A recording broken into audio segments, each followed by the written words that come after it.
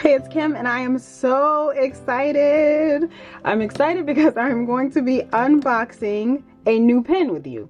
And this isn't something I would normally do, not for like, you know, every single pen because I have a lot of fountain pens, but I think it's because I'm so excited about this one.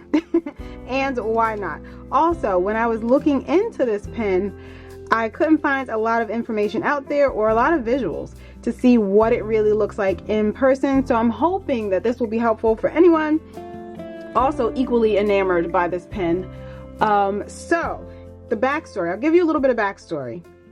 I received this for Christmas 2022 and it was a complete and total shock because my husband is the one that purchased it. My husband, who is not into journals or planners, especially not fountain pens, somehow, some way was paying great enough attention to realize how obsessed I was with this pen and to know that it would be something that I would greatly appreciate.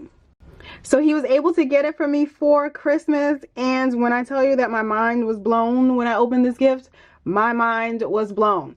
It's kind of because I actually did purchase a pen for myself for Christmas, which I tend to do. I purchase gifts for myself and wrapped it and everything, put it under the tree, act surprised when I open it as though I don't know what it is. I do it every single year, but I did already purchase a really nice fountain pen for myself for Christmas, so I didn't expect another one, and it was actually between that pen that I purchased, which I'll show you actually.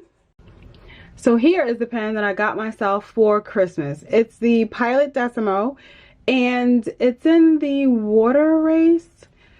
It's the Water Race version, which I believe was a special edition back in 2019, and I think it was also a Japan exclusive, but this is the one that I found for myself. I actually posted a little bit about it on my Instagram page if you want to check it out there. But this was my gift to myself that I was already extremely excited about.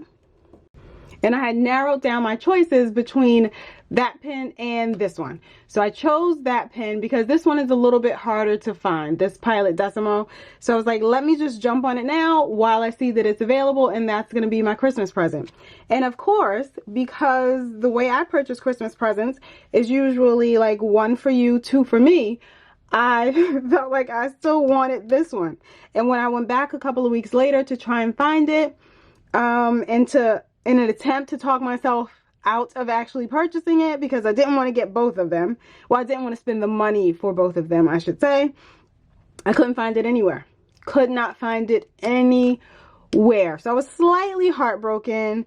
This pen has been around for a few years, so I assumed it would come back into stock sooner or later. You know, it's not something that is completely super special limited edition, so you can find it every now and again. But like I said, I was just blown away that my husband was able to find it. So, in an effort not to prolong this for too long, because this should be a quick video, here she is. Of course, I already, you know, opened it up, looked at it, and all of that. My husband was able to pick it up from Yoseka Stationery, which is in New York, which actually isn't too far from where we live, but he had it shipped. He had no idea that he was even, like when he searched for it online, that he was even getting it from Yoseka right in New York. They sent him a really nice handwritten note, and this is the thing that he was most impressed by, that they sent him a note thanking him for the purchase. And what does it say? It says happy writing. So that was a really sweet touch, and that was signed by May at Yoseka Stationery. So I was completely blown away that he was able to find the pen. He had no idea that he found it at a time when it wasn't widely available. So I got this for Christmas, and you're probably like, but Kim, why are you doing this unboxing like 3-4 weeks later? The reason is because I have had sort of like I don't know, ink paralysis almost. I wasn't sure which ink I wanted to put into this pen. After a little bit of thought, I actually was thinking that one specific ink would be perfect for this pen.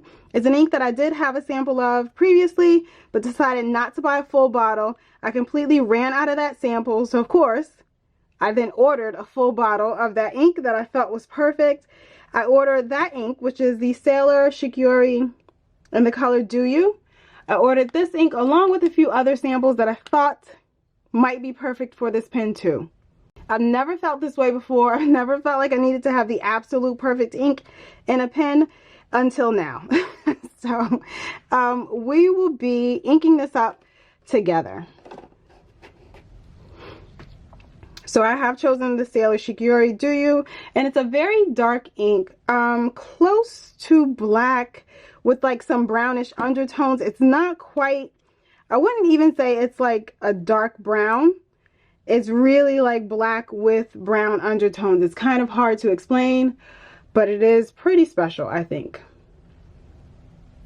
So that's what the nib looks like, and I got it in a fine, which is typically my preferred nib size. I do have another Platinum Century. Oh, did I even say what this was? So this is sorry, so this is Platinum Century 3776 in the celluloid, and the style or color is stone. I've also seen it as calico. I feel like in Japan they call it calico. There's also a Japanese name for it, which I'll post on the screen. I can't remember exactly what it is, but it is the Platinum 3776 Century in the celluloid stone or celluloid calico. So I do have another Platinum Century 3776, and it's just the pretty basic black one. Very nice pen. The nib on that is a soft fine, which takes a little bit of getting used to because it flexes. I did cover this in my fountain pen collection video from last, actually I think it was 2021. So my collection has grown since then. I do plan to do an updated collection video, which I will be filming soon. So make sure you subscribe if you want to catch that. But I was having problems with that one in that video, and I think it was all about the ink that I was using. So I switched, well, I cleaned it really, really well, switched the ink, and now it's absolutely perfect.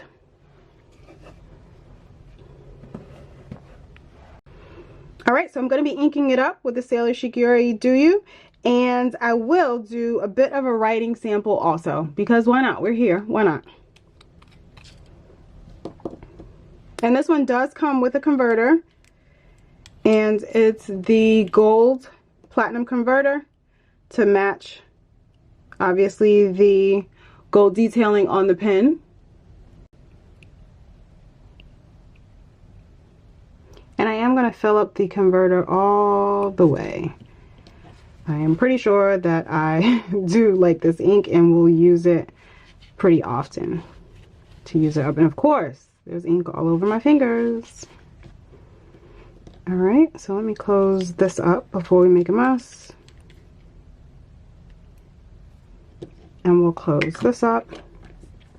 I do usually post my pens, and you can post this one. It is said if you have a pen with a really nice finish, you may not want to, because that could cause scratches on the pen body.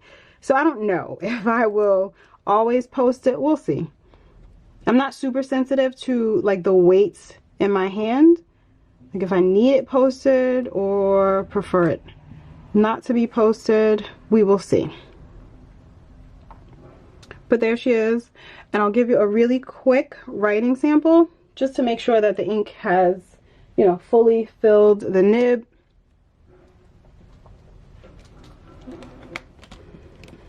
This is my ink swatching journal, which is where I put those other inks that I purchased. Some swatches for those. So I'll just actually go to the back and scribble a little bit. Oh, perfect.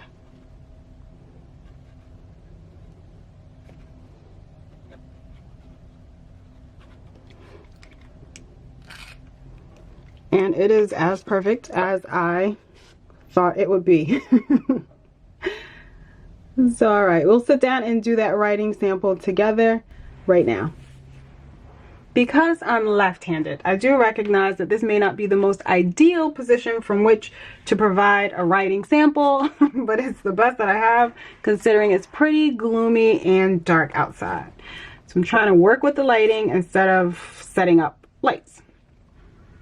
So I'm just going to be writing down the lyrics of a song that has been on my heart lately. It's actually a hymnal, or a hymn, I should say. And I will pull you in closer and give you some close-up views of the writing sample once I'm done, of course.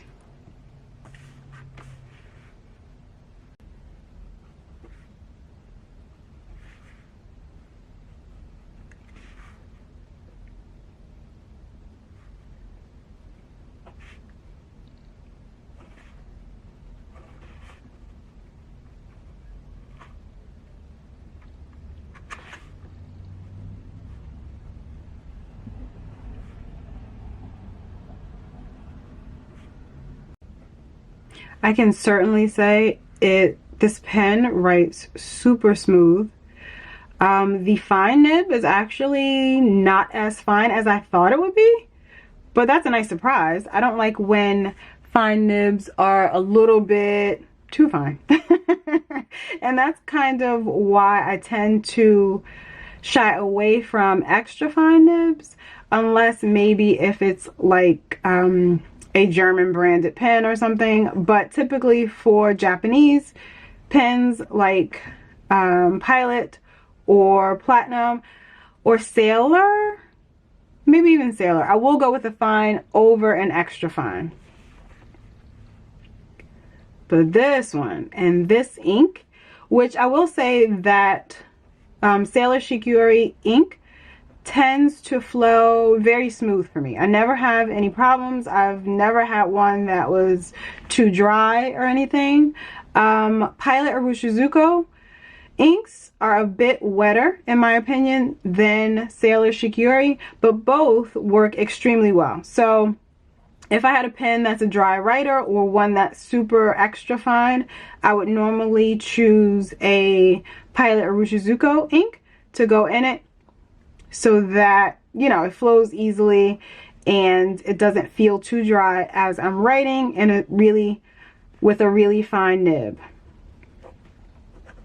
So I can say that I guess it was worth the wait. It was worth the wait for me to wait to ink this up, to narrow down and hone in on the best color that I thought would work well for this pen, and to wait for it to get shipped to me, to wait and test out a few other samples. Or maybe I was just being extra and maybe, you know, I didn't need to do all that, but I am perfectly happy with it and I'm okay with the wait.